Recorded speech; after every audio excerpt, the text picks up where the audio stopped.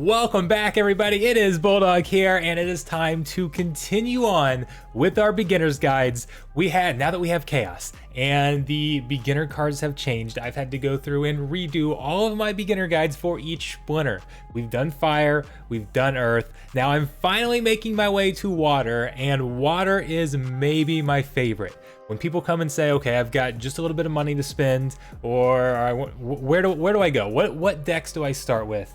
A lot of times Water is one that I recommend. So Fire is one of the best.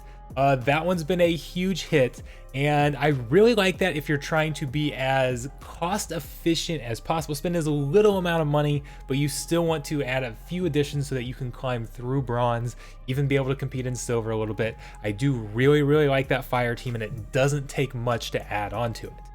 Now, next, after Fire, if you're willing to spend just a little bit more, I really like this Water team. I really debated how I wanted to make this video. Did I want to make it very minimalist and spending kind of the same amount we did on that Fire team in bronze?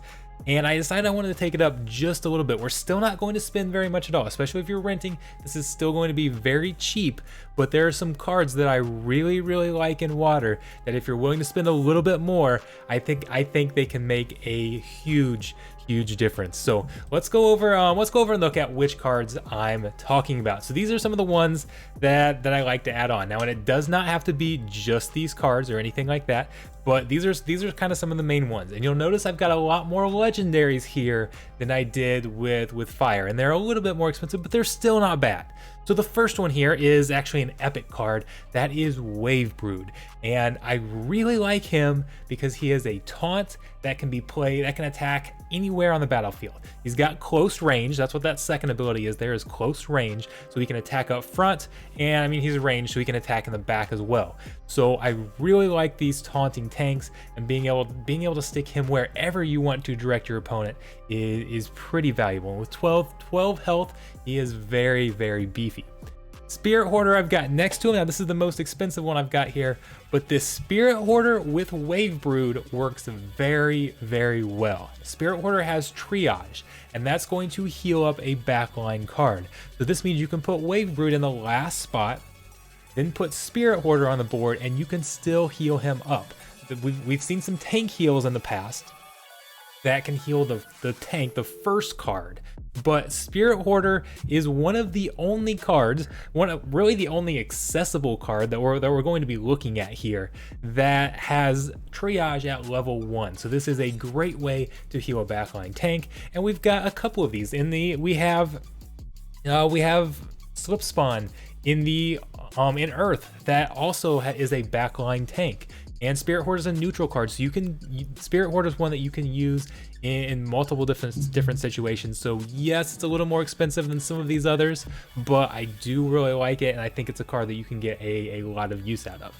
Then we've got Djinn Oshannus. This is a reward card, a very good legendary reward card. One of the better cards in the game, all the way from bronze down up till diamond. It's a card that if you watch some of my streams, you see me using all the time up in Champion League. It is a card that will stay with you for a while, good from start to finish, and at $5.90 is extremely good value. So that's a card I would definitely look at in considering adding. So though, yes, those are a little more expensive. We'll kind of jump to the end here as well for another expensive card, the Fiends. Each Splinter has a Fiend, and it's basically the chicken of the modern sets. So it is never a bad idea to get a Fiend for the splinters that you are going to be using the most. So again, as far as owning $6.90, not too expensive. I know some people who are trying to play on just a couple dollars might look at that and think it's too much. They can make a very big difference. Now in these videos I'm going to show you, I don't include the Fiend at all because it's pretty easy how to use the Fiend, right? You use the Fiend when you've already used up all your mana and you still have an extra slot left. You slide him in there and he's able to take a hit for you, maybe even get off a hit of his own, depending on how it times. So then we've got the two cards, some much cheaper cards here, in Demented Shark and Battering Ram. And Demented Shark I like because it has Inspire. Inspire is going to increase the melee attack of every other monster on your team. I like to run sneak teams. I like to run opportunity teams. And having that inspire to increase that damage is very, very good. That's why I like the fire team with Tarsa as a great beginner team. We have +1 melee from Tarsa, from the summoner. This is a way to give your team +1 melee without needing to have a summoner that grants +1 melee, and it's got a decent amount of health, so it can be a good either main tank or second tank depending on how much mana you have. I really like to use it as a second tank if possible, but if we're going cheap, sometimes I can use it as a main tank, especially if I've got Wave Brood out there. I can put Demented Shark up there as a main tank. He can do a little bit of damage, give my opportunity attackers, give my sneak attackers some extra damage, and he doesn't have to take much himself because Wave Brood is taking the blunt of it in the back. So, and then we've got Battering Ram, who's an opportunity card, very cheap opportunity. I like to run opportunity teams because we've got 2 opportunity cards that are available to you with the starter deck. So that pairing another opportunity card allows you to get focus fire and kind of attack everybody. Attack the same monster, and that's what we want. Focus fire is generally a great idea. That's usually what we are looking for. So let's go into some battles here. Let's kind of show some of these off a little bit and see what we've got. So first I'll start off with these are just the base cards, not adding anything else. I'm going to show you the opportunity roster, or opportunity lineup that I really like to run. And again, what opportunity is going to do is going to target the monster with the lowest health on the other side. There we go. And there are a couple options for tanks up front. This Serpent of Eld is a very nice option because it has high dodge. And Kelia is going to give +1 speed, which is going to give it an even better chance to dodge. Now, in this battle, it can't dodge magic. Magic is kind of a weakness for Kelia generally, but because we were able to take out their kind of glass cannons there in the back, take them out first, we were still able to survive even though we were going up against magic. So now we'll add on a little bit. Let's see here. I'm going to add another opportunity card. I'm going to show you guys what it looks like when Demented Shark is up front, and how even in the lower mid mana matches, he can even act as a tank, especially if you're not expecting there to be a bunch of focus fire on the tank. Like, sneak is very big in bronze and silver in the early game. Sneak is extremely popular, so it's kind of good to have some cards there in the back. Here I have Creeping Ooze.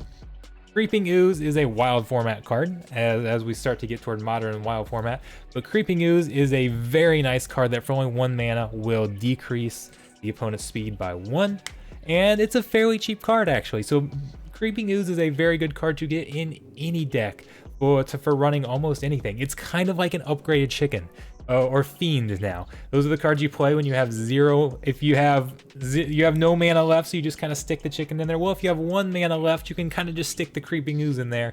It's going to slow the opposing team down, and it's well worth it for 1 mana if you have 1 mana left over. So there, they've got no attack. We can see that battle's going to be a win. So let's do one more here before we get into the legendary cards. I'm going to talk about one other card that I didn't have on my list that I really like. That was on my original water guide, is this Kelp Initiate. Because Kelp Initiate has decent health for 2 mana and is also very, very fast. So it can get some dodges. It can end up with 6 speed with Kelia, even at base level. So it can even get some dodges in there. So it can be a fairly nice tank for only 2 mana. So using a Kelp Initiate and then having like your Demented Shark as your second tank to come in can be very effective. All right, let's get over to some of these legendaries. Here we get to see Djinn Oshannus, and I really like him because he can tank against both magic or melee because he's got a decent amount of health. He's got that void. Void's going to cut magic damage in half. And then he's pretty fast. Even at level 1, he's got 6 speed under Kelia, so he gets the chance to also dodge a lot. As you see our Pixie dodging there in the back. I like to stick Pixie in the back because, again, we see sneak a lot. We've got a fairly fast card back there that's got flying. Flying increases your dodge chance by 25%. So sticking that in the very back can be a very cheap sneak counter. Now you're kind of rolling the dice a little bit because it doesn't have a lot of health, so it's not going to get a lot of chances to dodge. But that shield from Kelia, the armor from Kelia is going to give it 1 extra hit, 1 more chance to get a dodge off, and it can work very well. But Oshannus in general is just a very, very good card. And the thing about the reward, now it is a reward card, and these new reward cards are printed at a rate higher than any cards we've seen before. So are they going to lose value as we still have a lot of them to print? There's an argument to be made there, but it's such a good card. It's very effective. Because there's so many of them, it's already fairly cheap. As far as gameplay goes, it is a great value, absolutely great value. And if you're buying cards for the purpose of playing with them, you're not going to find many better deals than getting a legendary card like that for only $5. At least that's what it is now. Who knows what the price is? What's going to happen with the prices? But I mean, that was a $40-$45 card at one time. It's come down so much. All right, on to another one here. Here we're gonna see our tank in the back line, so you can kind of see what I'm talking about. So I talked about having Demented Shark up front and Wave Brood in the back, and that way Demented Shark doesn't have to take a lot of hits, because he's an okay tank, but he's definitely not a great tank. And I like putting him up there because he can increase the offense of everybody. You can also try to fit a more damage heavy card up there that can do more damage on his own instead of buffing up everybody else's attack, and can get his own attack. So you can work different things in there, but being able to dictate where your enemy attacks is very big. So generally the only card that's going to attack up front is going to be your first line tank, or your first line card, because they can't attack in the back row. They can't hit Wave Brood. Only the cards that can actually hit Wave Brood will attack him. So you're going to have the card up front, the two cards up front attacking each other.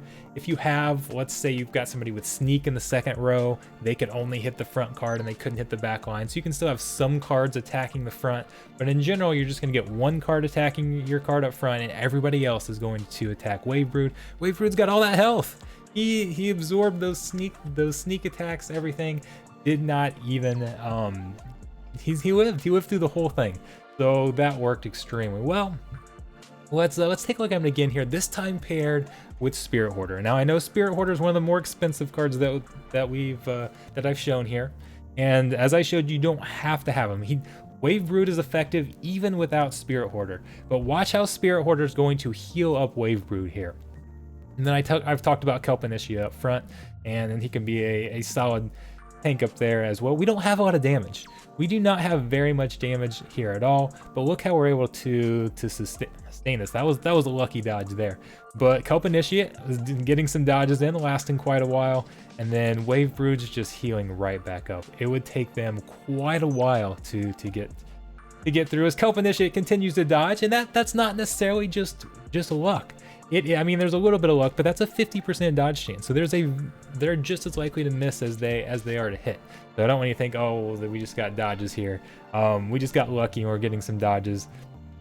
There was a very high chance that we would get a lot of those. So even though we don't have very much offense at all, still we can survive almost forever, it feels like, because they just can't get through Wave Brood. He's only taken, he's a lot there. He's now up to max health. After all of this, he is still at max health. All in all, we only lost 2 health points. All of that, and all they got through was 2 health points for Kelp Initiate that entire battle. So that is a very good way to sustain damage, is having that triage plus a taunting tank. I really like that. Then we've got one more battle to show. Here's one with lots of mana. We'll show several of these. Now instead of, I didn't put the triage in there. I don't know if I had it for this battle or not, but you can see up front, I like this combo as well. Serpent of Eld with a taunt in the back, because we've got a decent amount of damage here. We were able to get Demented Shark in, so we've got 4 damage up front, and we have a high dodge chance. Now, Unicorn Mustang does have a decent amount of speed. Here we're going to get somebody that's a little slower. Our Serpent here has dodge, which gives us plus 25% dodge chance, and then has I say he's got a good chance at dodging, and then he didn't get it. But he's got, what was it, 5 speed with dodge. It's going to be hard to hit, and the only people that can attack him are melee attackers up front. Unless, I mean, if you get a magic attacker up front, they can hit, but it's almost always going to be a melee attacker that's up front, at least to start with. because all of your backline magic attackers are going to be hitting your Wave Brood.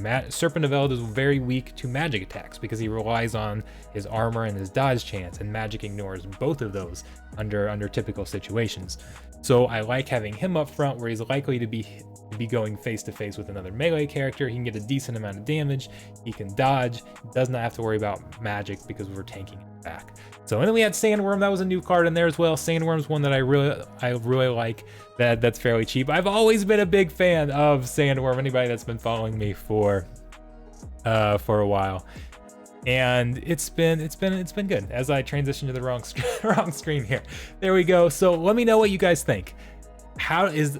What do you think of this team compared to some of the others? Are you going to go after this team if you're starting? Do you like the fire one better?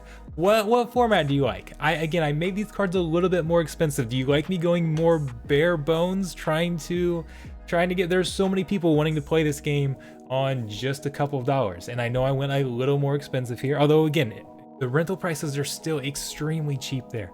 Very cheap to go rent these. But the bottom line is, when you're getting in this game, the goal is to get up to silver anyways, right? So you're going to have to rent or buy power too. So we're going to have to start adding more and more of these cards.